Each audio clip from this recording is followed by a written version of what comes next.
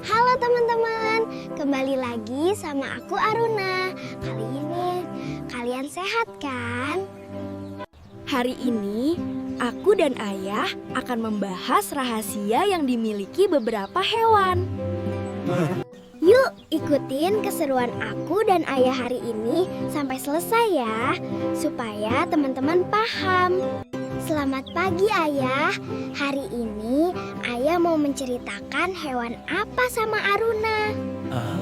Selamat pagi Aruna. Wah, Aruna sudah tidak sabar lagi ya mendengar cerita ayah.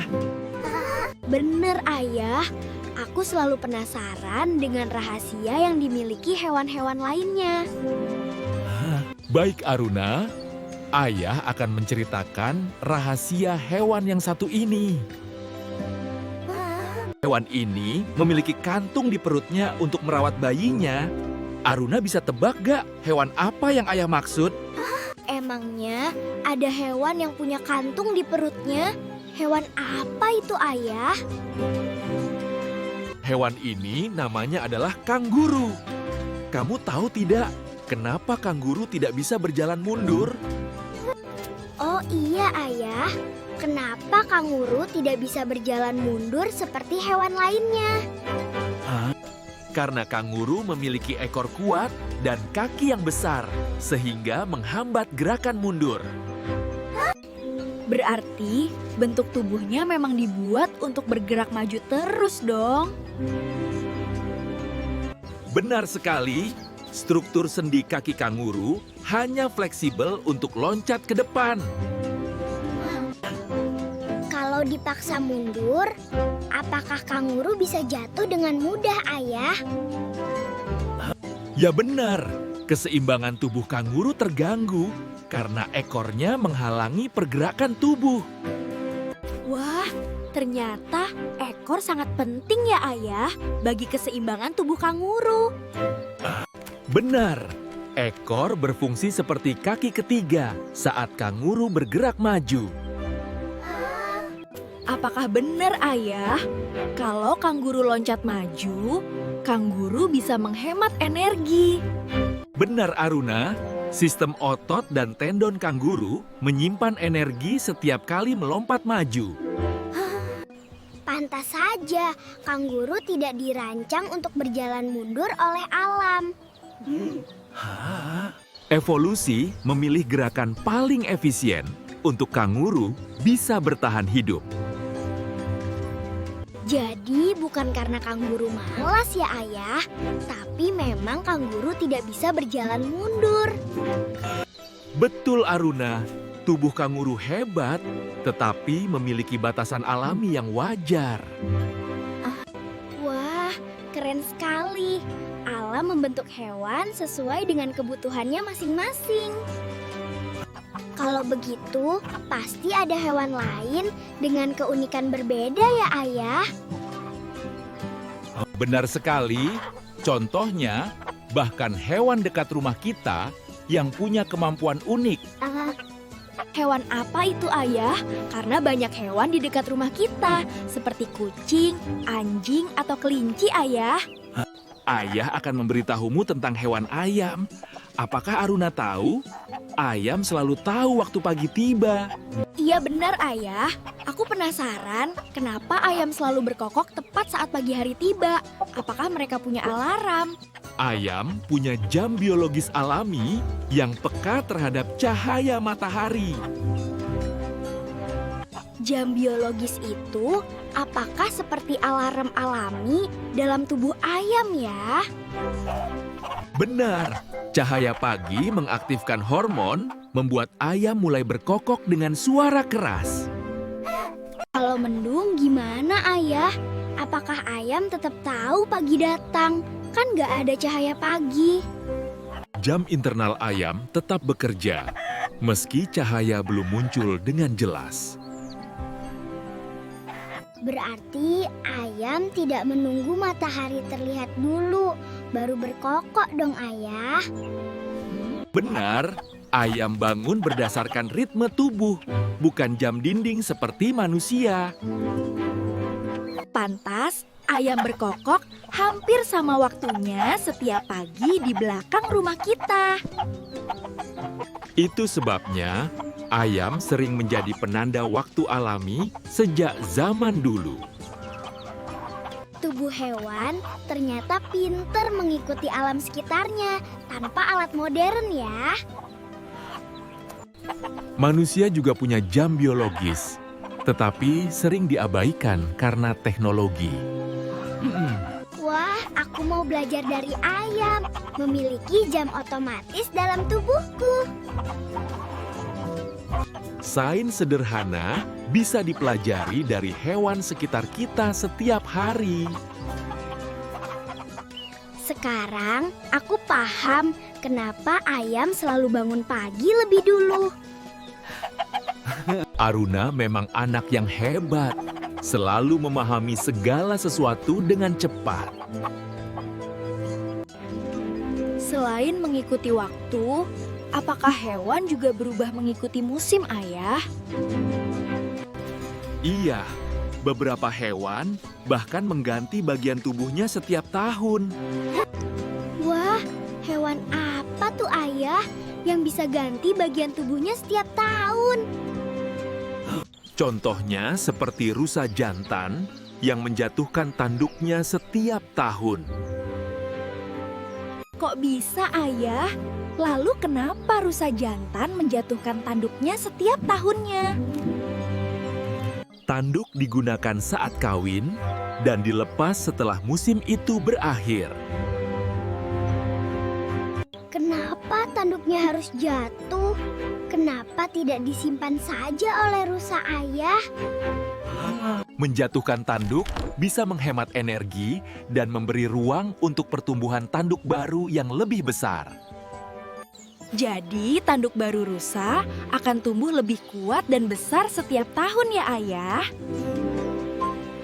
Benar sekali. Tanduk baru biasanya lebih besar dan kuat dari tanduk sebelumnya. Apakah tanduk rontok itu menyakitkan bagi rusa, Ayah? Kelihatannya seperti menyakitkan, Ayah. Tidak, Aruna. Prosesnya sangat alami karena hormon berubah setelah musim kawin selesai. Setelah rontok, rusa terlihat aneh dong, Ayah. Tanpa tanduk seperti kelihatan botak. Aruna bisa aja, tetapi dengan begitu membantu rusa bertahan hidup lebih baik setiap tahunan. Berarti tanduk bukan bagian tubuh permanen bagi rusa jantan ya ayah? Tepat sekali, tanduk seperti alat musiman untuk kompetisi dan pamer kekuatan bagi rusa. Alam ternyata pintar mengatur siklus tubuh hewan dengan efisien ya. Semua terjadi karena seleksi alam dan efisiensi energi jangka panjang. Aku jadi kagum. Rusa menjatuhkan tanduknya demi bertahan hidup lebih lama. Aruna benar-benar anak ayah yang paling pintar. Apakah Aruna memiliki hewan kesukaan yang ingin dibahas? Ada ayah, aku senang sekali dengan hewan penguin. Ayo ayah, beritahu aku rahasia hewan ini. Tenang Aruna, ayah akan memberitahu rahasia hewan penguin. Tahukah Aruna, kenapa penguin jago berenang? Iya ayah, aku penasaran. Kenapa penguin tidak terbang, tapi sangat jago sekali berenang? Sayap penguin berevolusi menjadi sirip kuat untuk berenang di bawah air. Berarti sayapnya tidak cocok untuk terbang di udara ya, Ayah? Benar, tulang sayap penguin memendek dan padat, memudahkan mereka meluncur di air. Lalu bagaimana penguin bisa bertahan di air? Apa tidak kedinginan? Kelihatannya penguin tidak memiliki bulu. Tidak Aruna, penguin memiliki bulu yang rapat, sehingga membuat air tidak mudah masuk ke tubuhnya. Struktur bulu saling mengunci, mengurangi hambatan air, sehingga memberikan kehangatan bagi penguin. Kalau begitu, penguin lebih hebat di air daripada di udara yang bebas dong, Ayah. Benar, evolusi memilih keahlian berenang karena makanan tersedia di laut yang dingin. Berarti mereka berburu ikan dengan cepat, menggunakan sirip seperti sayap pendek yang kuat. Kecepatan berenang membantu penguin menghindari predator berbahaya di Laut Selatan. Jadi tidak terbang bukan karena kelemahan, tapi kelebihan bagi penguin ya Ayah. Benar sekali. Setiap hewan punya adaptasi terbaik sesuai lingkungan hidupnya masing-masing. Lalu Ayah, kenapa penguin bisa tahan hidup di salju yang dingin sekali? Aku penasaran tentang hal itu. Penguin punya lapisan lemak tebal yang melindungi tubuh dari dingin yang ekstrem. Selain lemak, apalagi yang membantu? Penguin tetap hangat berada di sana, Ayah. Bulu penguin sangat rapat, sehingga bisa menahan udara dan membuat tubuh mereka hangat. Berarti udara terperangkap, membuat panas tidak mudah keluar dari tubuh ya. Benar, sistem isolasi alami itu menjaga suhu stabil pada tubuh penguin. Lalu bagaimana dengan kaki penguin, Ayah? Apakah tidak beku meski berdiri lama di salju yang dingin? Tidak, Aruna, karena penguin dapat mengontrol darah yang mengalir ke kaki mereka. Mereka membatasi aliran darah ke kaki untuk mengurangi kehilangan panas, agar menjaga suhu kaki tetap rendah. Apakah Mereka juga berkumpul bersama agar lebih hangat saat badai datang, Ayah. Betul, perilaku berkelompok membantu penguin bertahan di cuaca yang ekstrem dinginnya. lalu Ayah, apakah tubuh bulat penguin juga mengurangi panas yang keluar dari tubuh? Benar, semakin bulat badan penguin, semakin sedikit panas yang keluar. Jadi mereka tidak mudah kedinginan. Oh, seperti itu ya Ayah. Pantas saja penguin betah hidup di es dingin sepanjang tahun. Semua adaptasi itu hasil evolusi panjang di lingkungan kutub yang sangat ekstrem. Belajar dari penguin membuatku kagum kekuatan alam yang luar biasa dan hebat. Benar, Aruna. Sekarang, Ayah akan menceritakan satu hewan yang hidup di tempat panas. Wah, hewan apa Ayah yang hidup di tempat panas? Tempat paling panas kan di gurun, Ayah. Iya benar, ini hewan hidup di gurun namanya hewan unta. Tahukah Aruna unta bisa hidup lama tanpa minum? Seriusan Ayah, emang hewan unta tidak merasakan haus dalam tubuhnya. Kalau dia dehidrasi gimana? Unta bisa menyimpan lemak di punuknya sebagai cadangan energi untuk tubuhnya. Kan, lemak itu bukan air, Ayah. Lalu bagaimana bisa membantu unta bertahan lama? Saat lemak dipecahkan di tubuh, lemak menghasilkan air metabolik alami untuk bertahan. Oh begitu ya. Pantaslah unta tidak merasakan haus karena bisa terpenuhi dengan lemaknya. Selain itu, apakah unta jarang berkeringat meskipun di cuaca yang panas sekali, Ayah? Benar, Aruna. Suhu tubuh unta bisa naik drastis, sehingga unta jarang berkeringat. Wah, keren ya Ayah. Unta bisa mengatur suhu tubuhnya sendiri dalam suhu yang terjadi di sekitarnya. Benar, Aruna. Saat siang hari, unta akan menaikkan suhu tubuhnya. Dan malam hari, unta akan menurunkan suhu tubuhnya. Lalu bagaimana dengan hidung unta? Apakah bisa untuk hemat air, Ayah? Benar, saat unta bernafas, permukaan hidung unta berliku dan berlendir, yang menyebabkan uap air mengembun di hidung. Embun yang tertahan, kemudian diserap kembali ke dalam tubuh unta.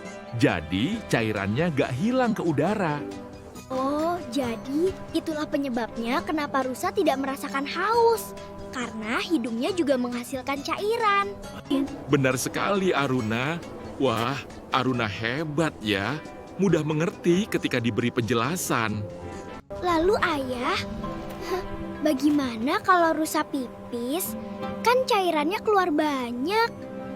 Tidak Aruna, ginjal unta bekerja secara efisien menghasilkan urin yang sangat pekat dan sedikit untuk meminimalkan kehilangan air. Oh, seperti itu ya ayah.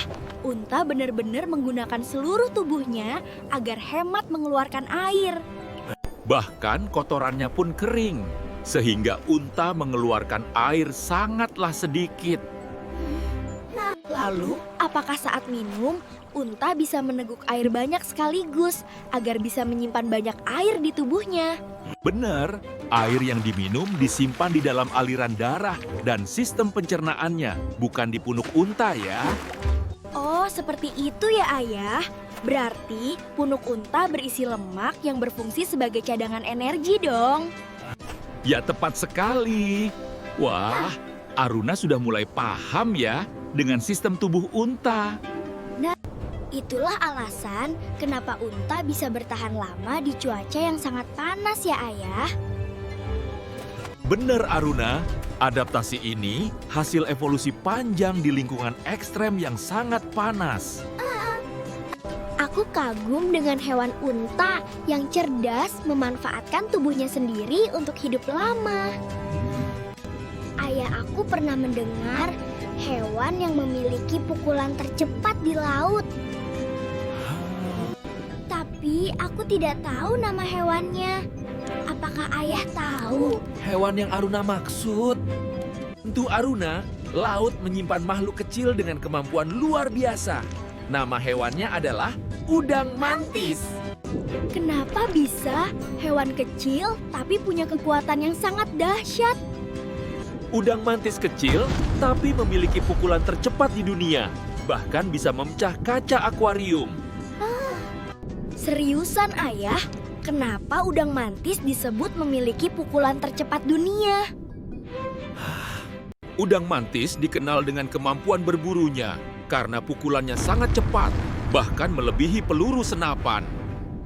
Seberapa cepat pukulannya ayah sampai bisa memecahkan cangkang keras dan kaca akuarium? Kecepatannya mencapai 23 meter per detik, setara dengan 80 km per jam. Wah, apa benar ayah? Air saja bisa mendidih karena pukulan udang mantis. Benar, pukulan menciptakan gelembung kavitasi. Ketika kavitasi runtuh itu menghasilkan energi eksplosif panas hampir sepanas matahari. Wow, mengerikan sekali udang mantis ini. Apakah hewan laut tidak takut untuk mendekati dia? Tentu takut Aruna. Hewan laut selalu menghindari udang mantis karena reputasinya sebagai predator agresif. Oh, jadi mereka semua menghindar ya ayah? Jadi kalau hewan laut sedang berkumpul, apakah mereka tahu udang mantis akan datang? Udang mantis sangat teritorial dengan mata yang tajam dan getarannya untuk memperingati hewan lain agar jaga jarak. Wah, keren sekali ayah. Apakah benar ayah, mata udang mantis bisa melihat warna melebihi manusia? Ya benar sekali Aruna. Matanya memiliki 12-16 jenis sel fotoreseptor warna, sementara manusia hanya 3. Apa itu fotoreseptor ayah? Aku tidak mengerti. Dan apa fungsinya bagi mata? Fotoreseptor itu sel saraf khusus di retina mata yang berfungsi mendeteksi cahaya dan mengubah menjadi gambar. Oh, seperti itu ya ayah. Berarti udang mantis bisa melihat warna dengan sangat cepat. Benar Aruna, mata udang mantis memiliki 3 bagian yang dapat bergerak secara independen. Udang mantis kecil, tapi kekuatan dan matanya sangat luar biasa ya. Aku cukup terkagum mendengarnya. Benar Aruna, laut penuh makhluk unik dengan kemampuan fisik yang luar biasa. Ayah, ini adalah pengetahuan baru yang aku dapatkan hari ini. Pengetahuan ini sangat luar biasa sekali, ayah. Ayah akan selalu memberimu bekal pengetahuan yang tidak akan pernah hilang, Aruna. Ayah sangat luar biasa. Aruna sangat bangga sama ayah. Lalu ayah bagaimana? Kalau di hutan, adakah hewan unik juga? Tentu ada Aruna, hewan kecil dengan tubuh transparan yang sangat menakjubkan. Tubuh transparan itu bagaimana ayah? Bisa terlihat tembus pandang gitu ya? Iya benar, ini namanya hewan katak kaca yang memiliki kulit transparan menampilkan organ tubuhnya. Seriusan ayah? Lalu kenapa tubuh katak kaca bisa terlihat tembus pandang ayah? Hewan ini memiliki kulit transparan terutama di bagian perut karena mereka memindahkan 90% sel darah merah ke dalam hati. Jadi organ dalamnya bisa terlihat dari luar dong ayah. Apakah dia tidak takut dengan hewan lain? Benar, jantung dan organ lain tampak jelas melalui kulit. Dengan begitu, katak bisa berkamuflase. Kamuflase itu apa ayah? Aku tidak mengerti. Apakah seperti bersembunyi gitu ya? Kamuflase itu metode penyamaran yang digunakan hewan untuk menyatu dengan lingkungan sekitar. Oh, seperti itu ya ayah. Jadi katak kaca bisa menghindari dari hewan lain dengan cara berkamuflase. Ya benar sekali Aruna. Kamuflase menyelamatkan katak kaca dari predator di lingkungan hutan. Apakah semua jenis katak memiliki tubuh transparan seperti itu ayah? Tidak hanya beberapa spesies katak kaca yang memilikinya secara khusus. Lalu, apakah kulit tipisnya tidak berbahaya bagi katak kaca ayah jika tergores benda di sekitar? Meskipun katak mampu regenerasi kulit, namun goresan dapat merusak kulit dan menyebabkan infeksi. Maka katak harus berhati-hati. Oh, berarti katak kaca tidak boleh tergesa-gesa dalam bertindak dong ayah. Benar, katak kaca harus benar-benar melindungi kulit tipisnya dari goresan di sekitarnya agar tetap aman. Apakah benar ayah, katak kaca tidur di daun, bukan di sungai? Benar, katak kaca tidur di daun pada siang hari dengan posisi tengkurap untuk berkamuflase agar tetap aman. Tubuh kecil, tapi strategi hidupnya sangat cerdas sekali ya ayah. Benar, alam selalu memberi solusi unik bagi makhluk kecil yang hidup di bumi. Aku semakin kagum belajar sains dari hewan kecil dan unik ini. Kalau malam hari, apakah ada hewan lain yang punya keahlian khusus juga ayah? Ia malam menghadirkan pemburu dengan kemampuan pendengaran dan penglihatan luar biasa. Hewan apa ayah yang paling jago melihat dan mendengar saat malam gelap? Namanya burung hantu. Burung ini memiliki mata tajam dan pendengaran sangat sensitif. Burung hantu menangkap mangsa tanpa melihat karena pendengaran yang tajam. Maksudnya, burung hantu bisa berburu hanya mengandalkan suara saja. Benar, telinganya sangat sensitif terhadap suara kecil ketika mangsa bergerak. Bagaimana burung hantu bisa mengetahui arah suara mangsanya dengan tepat? Padahal suasananya gelap dan tidak ada cahaya. Letak telinga burung hantu tidak sejajar di kiri dan kanan kepala, jadi suara lebih cepat terdengar. Jadi, karena perbedaan posisi telinga, membantu menentukan lokasi mangsa dengan akurat ya ayah? Ya betul, otaknya menghitung selisih waktu, suara masuk telinga kiri lebih cepat. Jadi ayah, apakah burung hantu tetap bisa berburu saat gelap total? Bisa, bahkan tanpa cahaya, suara mangsa tetap terdeteksi dengan sangat jelas. Jadi, pendengaran burung hantu lebih penting daripada penglihatannya saat malam. Untuk berburu malam, pendengaran menjadi senjata utama bagi burung hantu secara alami. Apakah semua burung hantu memiliki kemampuan pendengaran yang sama? Tidak, beberapa spesies lebih unggul tergantung habitat hidupnya masing-masing. Wah, kemampuan ini membuat burung hantu menjadi pemburu malam yang sempurna. Benar, pendengaran luar biasa menjadikan burung hantu menjadi predator yang tak terlihat. Ayah, masih ada gak rahasia dari hewan burung hantu ini yang Aruna belum tahu? Masih dong, Aruna tahu gak? Burung hantu dapat memutar kepalanya sampai 270 derajat. Serius, Ayah? Jadi kepalanya tidak patah setelah diputar sampai 270 derajat. Tentu tidak, karena kepala burung hantu memiliki struktur leher khusus yang unik. Struktur seperti apa, Ayah? Berapa banyak tulang leher yang dimiliki burung hantu? Mereka memiliki 14 tulang leher, lebih banyak dari manusia. Apakah tulang leher tambahan membuat burung hantu sakit saat bergerak? Tidak, pembuluh darahnya fleksibel, menjaga aliran darah selalu tetap aman. Jadi, otaknya tetap mendapat oksigen meski kepala diputar jauh sekali. Benar, ada pembuluh cadangan mencegah terputusnya aliran darah yang penting sekali. Lalu, kenapa burung hantu perlu memutar kepala sejauh itu? Apakah karena ingin berburu? Tidak, karena mata burung hantu tidak bisa bergerak seperti mata manusia pada umumnya. Jadi memutar kepala membantu melihat mangsa di sekitar malam yang gelap.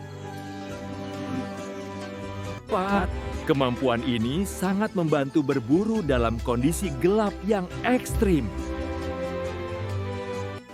Apakah semua burung hantu bisa memutar kepalanya sejauh itu, Ayah? Tidak, hanya beberapa spesies burung hantu memilikinya secara alami. Wah, adaptasi ini benar-benar luar biasa dan mengagumkan bagi kita ya, Ayah. Betul, evolusi membuat burung hantu ahli berburu pada malam hari yang gelap. Wah, hari ini kita sudah membahas banyak sekali rahasia hewan yang luar biasa, teman-teman. Semoga video aku dan Ayah bermanfaat ya buat teman-teman di rumah. Dukung terus channel ini dengan tekan tombol like, comment, share, dan subscribe ya. Sampai ketemu di video berikutnya. Bye-bye teman-temanku yang baik.